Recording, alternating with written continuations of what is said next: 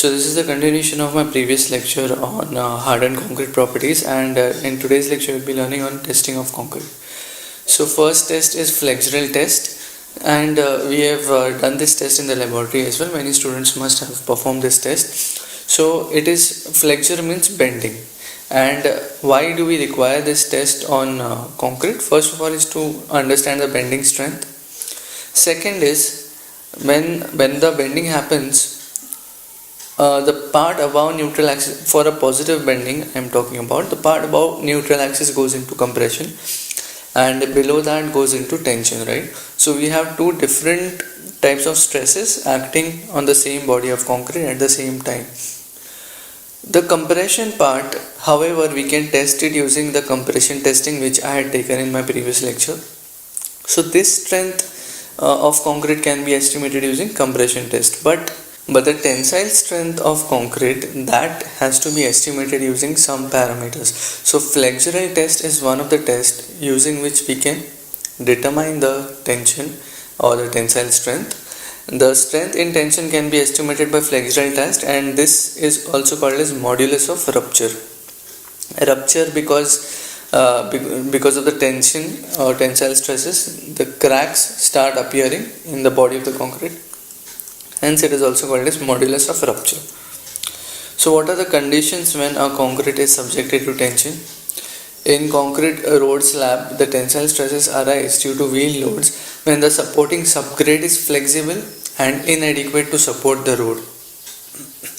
So if the subgrade, you must have studied in transportation engineering that there is a subgrade, then on top of this there is a sub-base course, over that there is a base course, and over that there is a surface or varying course, right? Like this. But if the subgrade is flexible, that is it, when there is a wheel load acting on it, and it can if the subgrade is flexible, then what will happen? The road will undergo some deflection like this, or basically what is happening, it is undergoing some bending. So this part of the road will experience tension if it is a concrete road, and if the concrete road is made over on top of flexible subgrade, right?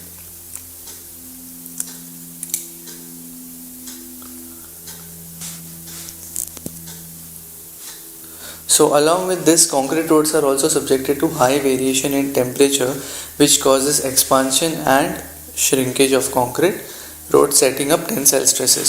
So also because of temperature, the road can expand and contract, and because of that the tensile stresses are set up. So we are well aware of this bending stress diagram, where this is the sigma compression and this is sigma tension, and the formula is given by the flexural equation, m by I equals to sigma by y equals to E by R.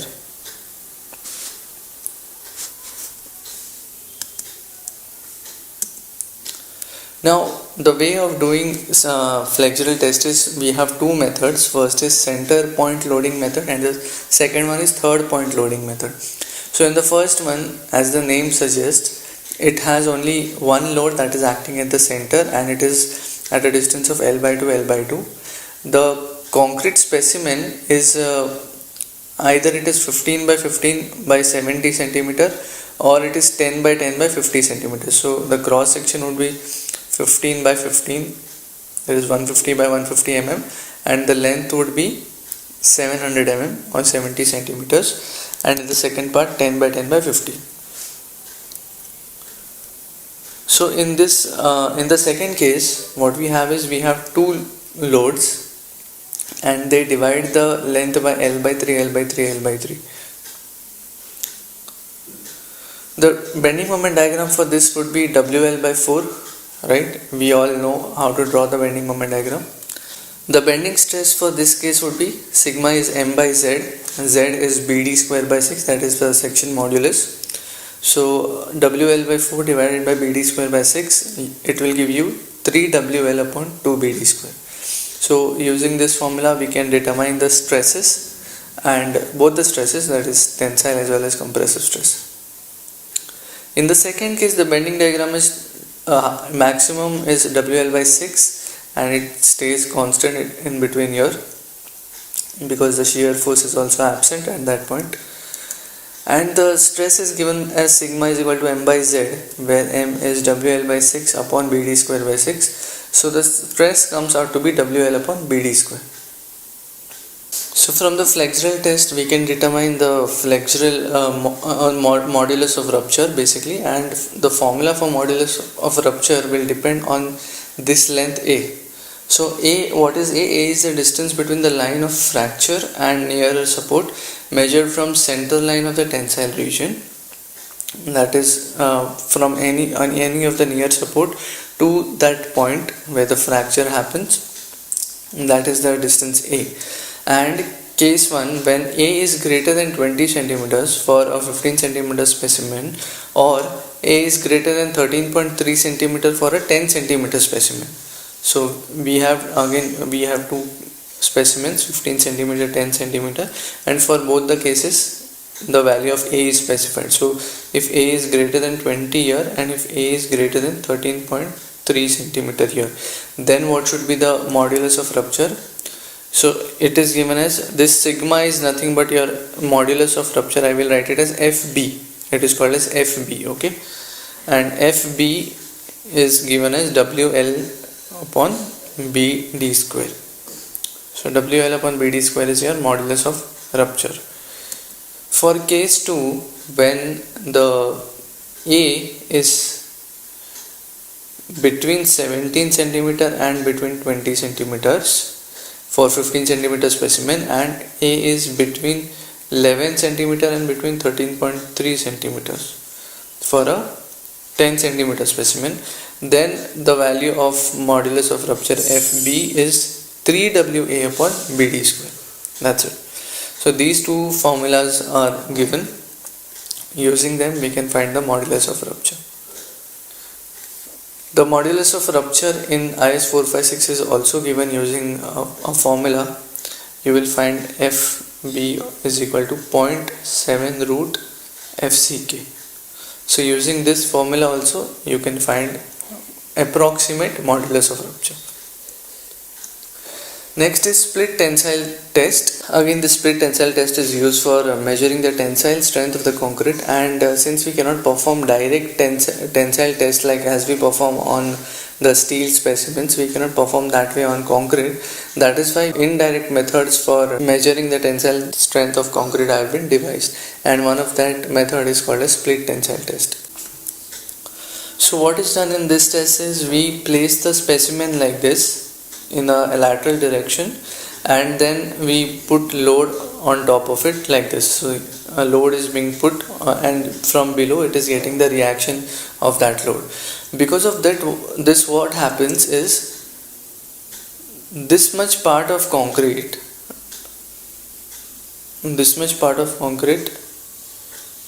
experiences compression forces. So it experiences a lot of compression forces, okay? And generally the depth of this is around 1/12, and again here it is 1/12. So the total compressive region for this circular specimen is 1/12 plus 1/12 is 1/6. So 1/6 part of this circular region experiences this compressive stresses. Rest 5/6 part, this would be 5/6 part, it experiences tensile stresses, uniform tensile stresses, as you can see here. So from this again we can estimate the tensile strength of the concrete. To reduce these compressive stresses, one more thing that is done is they include these packing plates or narrow strips of plywood which are soft enough to dissipate the load evenly and not cause high compressive stresses at the top and the bottom of this specimen. So the loading condition produces a high compressive stresses immediately below the two generators to which the load is applied, that is this and this portion. but the larger portion corresponding to the depth is subjected to a uniform tensile stress. As I told you that this much part, that is 5/6 part of the concrete body, is subjected to tensile stresses. It is estimated that compressive stress is acting for about 1/6 depth and the remaining 5/6 depth is subjected to tension. In order to reduce the magnitude of the high compression stresses near the points of application of the load, narrow packing strips of suitable material such as plywoods are placed between the specimen and the loading platens of the testing machine. So now we had seen in that image how those packing plates were put here, and they help in reducing the compressive stresses here at the ends, because we are more interested in the tensile one. The packing strips should be soft enough to allow distribution of load over a reasonable area, yet narrow and thin enough to prevent large contact area.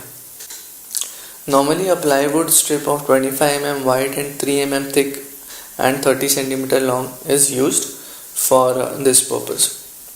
So again, this was an indirect method of testing the tensile strength. Now, what is the main advantage of the split tensile test?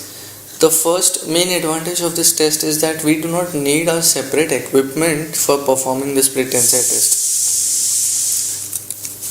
The compression testing machine, which is used for compression purpose, that itself is enough for this split tensile test, right? We only have to put the compression loading from both the sides, and we just have to place the specimen horizontally. That's it.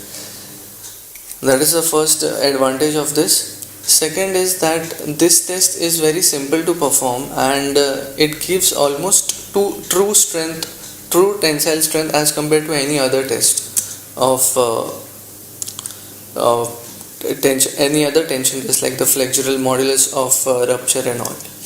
Splitting strength will give you about 5 to 12% higher strength as compared to the direct tensile strength. Now, what is the value of that? So when we perform the split tensile strength, the compressive force here, this much force, the equation for that is given as 2 into W upon pi LD into D square upon R into D minus R minus 1. So this is for the compressive strength, this much part. And what is R and what is D? First of all, W is the load that is acting, L is the length of the specimen, D is the diameter of the specimen, R is the distance from this point. So let's say that this distance is R. So at whatever distance I need to find my compressive stress, that is R, and this distance would be then D minus R, right? So this distance is D minus R, this distance is R. So the compressive stress variation can be given by this particular formula. For tensile stress variation, it is 2 into W upon pi LD, that is the length, diameter and the loading. So, and because it is almost constant, that is why there is no variation as such given for that. So this was it about today's lecture. In the next lecture we will be learning about non-destructive testing of concrete. Till then, take care. Thank you.